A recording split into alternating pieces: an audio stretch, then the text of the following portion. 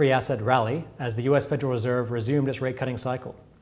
Global equities were up 8% over the quarter, with Japan and emerging markets doing particularly well, up 11% each. We saw credit spreads actually tighten 10 to 15%, and even government bonds did well.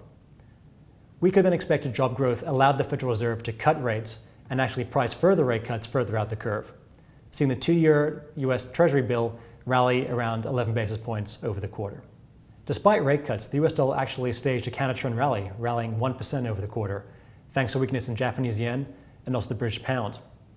And gold rallied strongly, above 4,000 now, seeing around a 17% return over the quarter.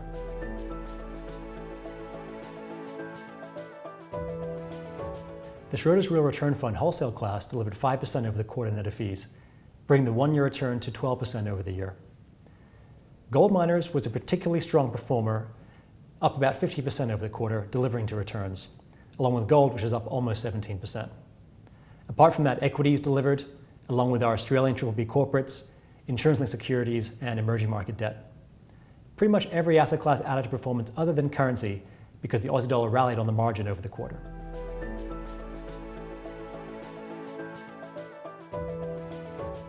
US GDP actually was quite strong last quarter, with surprise uplifts bringing the US GDP into around 3.9% for the quarter, thanks to a growth in consumption. As you can see on the left-hand side, as revisions came through, more spending actually drove GDP higher. And we believe that's going to continue because on the right-hand side, real wage growth is keeping consumers spending. However, the big question mark is, will jobs hold up? It's fine to have real wage growth, but if you lose your job, you're no longer going to be able to spend. And that's what caused the Fed to have emergency cuts, or an insurance cut, I should say, over this period, because job growth came in far below expectations. Normally, non-farm payrolls are around 100,000 to 150,000. This time, they came in well below expectations. As you can see on the left-hand side, very, very low new job growth spooked the market momentarily. The problem is, if you're going to stop spending, Trump's trade war is exactly the right time to maybe pause and wait to see what happens. So we do expect those job numbers to improve. However, because of the government shutdown, we don't actually get to see those data for the last month. But another interesting dynamic on the right-hand side is because of Trump's immigration policies, not allowing as much immigration and actually kicking people out of the country, along with aging demographics, the amount of workers required in the economy is less, or the amount of new jobs needed in the economy is less than in the past. So even though we had very, very low job new numbers, it didn't make the unemployment rate rise very high. So the break-even rate now is probably around 30 to 50,000 jobs. So we see it break above that in the next couple of months. That should see a nice improvement in the jobs and maybe potentially not seeing as many rate cuts come through from the Federal Reserve. Because the Fed are cutting because A, they want to defend the job market, but B, they haven't seen inflation really come through from the tariffs. Now we probably think that's coming later in the year or maybe even next year. And the reason we think inflation is late or not coming at all is because the actual number right now that corporates have spent is around 11 to 12%. But the total tariff rate based on Trump's current policies, which can change every single day, is around 17%. So we haven't seen the full amount of tariffs come through. And on the right-hand side, you can see that the tariffs that have been paid have been borne predominantly by the US corporates. So as US corporates take that as a margin hit, they will pass it on to consumers. But rather than one big hit, they normally drip feed it into the economy to see what consumers can handle. So we don't think inflation is not coming, it's just lying in wait and will start to percolate over the next coming months. That said, we do not see a recession at all in the US. If you look at a chart here, on the left-hand side, our table has 20 recession indicators and only 25% of them are flagged right now, down from a high of around 65% back in 2023. So a nice reduction in the amount of triggers currently being flagged. And most importantly, in that bottom third, those are the most imminent triggers to a recession, and none of those are triggering red right now. So the chance of recession is very low, and an imminent recession practically non-existent based on these numbers. So while the job numbers are concerning, we do expect them to rebound, and we're watching them very closely, but for now I think it's a blip to recover in the later few quarters as opposed to any sign of an actual recession. So that's our backdrop. We actually do think the economy is fine in the US and inflation might come back, meaning that too many rate cuts are priced in the US curve. When it comes to equities, things are expensive. So for us, while we think the economy is fine, we have downgraded equities to neutral because valuations are quite stretched.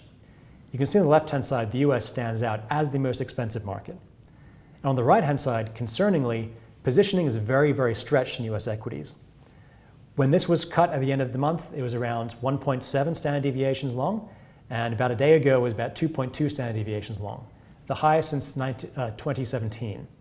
So for us, we think the economy is fine, but valuations are stretched, too many cuts to price in the yield curve, and investor positioning is practically all in on US equities, so downgrade US equities to neutral, expecting a pullback from here.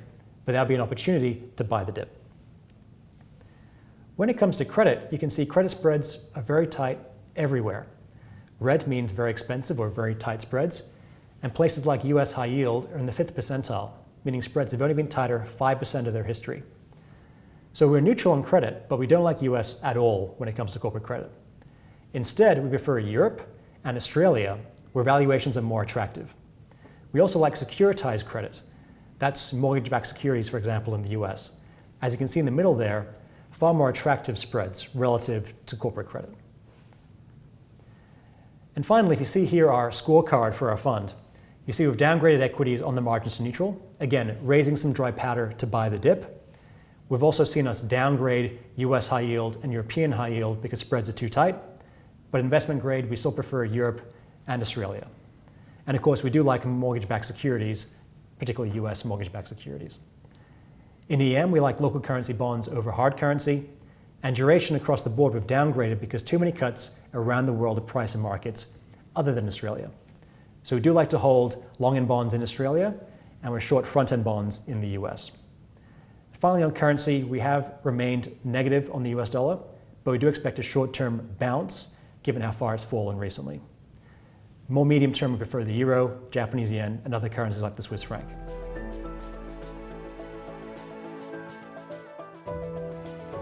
Our current allocation to equities is around 38% delta adjusted, but beneath the surface we hold less equities. We're currently sitting around 32%, but with call options bringing us up to 38%. That means if the market falls, we'll drop down to 32, and if it rallies, we'll rise up to 40. So building a nice asymmetry into the portfolio.